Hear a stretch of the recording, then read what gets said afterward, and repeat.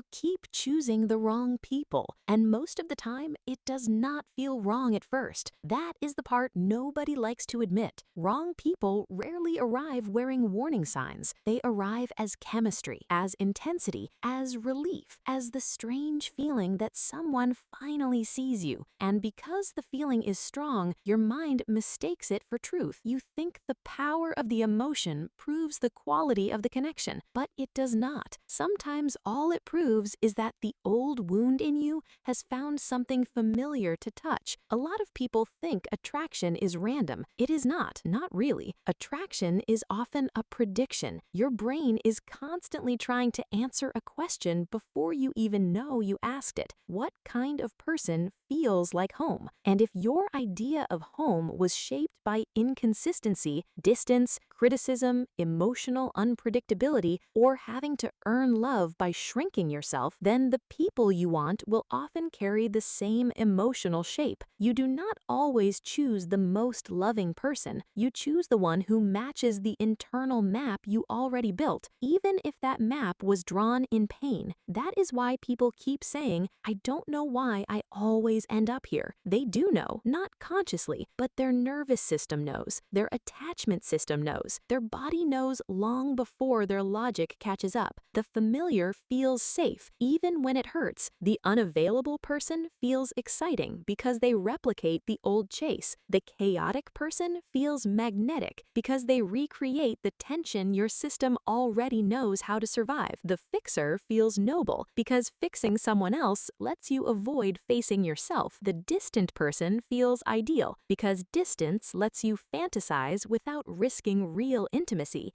And the one person who is actually available can feel strangely boring because your body is not used to peace being part of attraction. This is the quiet trap. People do not just fall for personalities, they fall for emotional roles. Some fall for the person who needs rescuing. Some fall for the person they can impress. Some fall for the person who will never quite choose them. Some fall for the person who creates confusion and then makes the confusion feel like depth. And because these roles are so familiar, the relationship can feel meaningful while it slowly destroys you. You call it passion, you call it sparks, you call it a strong connection, but sometimes it is just your old injury recognizing the shape of its next lesson. The wrong person is often not wrong because they are evil. They are wrong because they fit too neatly into a broken pattern. They fit the part of you that believes love has to be earned, that closeness has to be chased, that attention has to be negotiated, that your worth has to be proven under pressure. And if that is the story your mind learned early, then healthy love can feel almost suspicious. Calm can feel empty. Consistency can feel unearned. Someone who shows up steadily may not trigger the same fireworks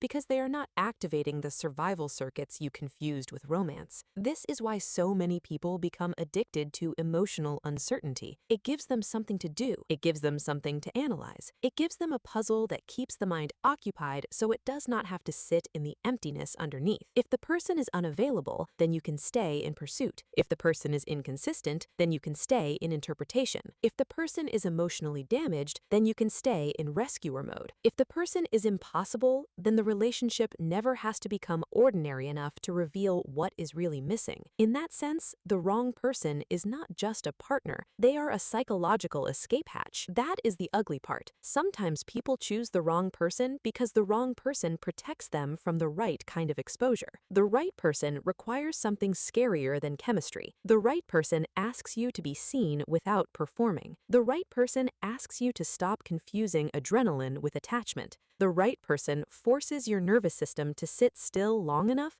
to realize that love does not have to hurt to be real. And for people who learned love through chaos, that realization can feel like grief. Because if love does not have to be dramatic, then what exactly were all those painful years for? A lot of people are not actually searching for love. They are searching for regulation, for reassurance, for proof that they are not too much, not too broken, not too hard to stay with. So they end up choosing partners who activate the exact same doubt they are trying to escape. They choose people who keep them guessing, people who are just distant enough to create longing, people who are just unstable enough to keep hope alive. People who give a little, then pull away, then give a little more. And every time the cycle repeats, the bond deepens not because it is healthy, but because the mind confuses intermittent reward with deep attachment. This is one of the most dangerous things about romantic repetition. The brain will keep interpreting intensity as significance. It will keep interpreting obsession as depth. It will keep interpreting anxiety as investment. You can spend months, even years, feeling like something meaningful is happening when what is actually happening is that your system is stuck in a loop of activation, relief, disappointment, and reactivation. That loop becomes its own kind of intimacy, messy, unstable, and exhausting, but familiar. And familiar can feel more convincing than peaceful love because familiar comes with history, and history is powerful, even when it is wrong. So how do people keep choosing the wrong person? Usually by ignoring the part of them that already knows. That part is quiet. It shows up as hesitation, as unease, as a small internal resistance that gets overridden by fantasy. You notice they do not really follow through. You notice they keep you at a distance. You notice you do most of the emotional work. You notice you feel more anxious than nourished. But then the fantasy intervenes. Maybe they are just scared. Maybe they need time. Maybe they are different underneath. Maybe this is just how love feels. And every one of those sentences is a negotiation with reality. Not always a lie, sometimes just a hope that is stronger than evidence. The problem is that hope, when it is ungrounded, can become self-abandonment with better language. You stay because leaving feels like losing a chance. You stay because your mind has attached your future to a person who has not actually shown up for it. You stay because the idea of starting over feels heavier than the pain of staying. And so you keep choosing what hurts you,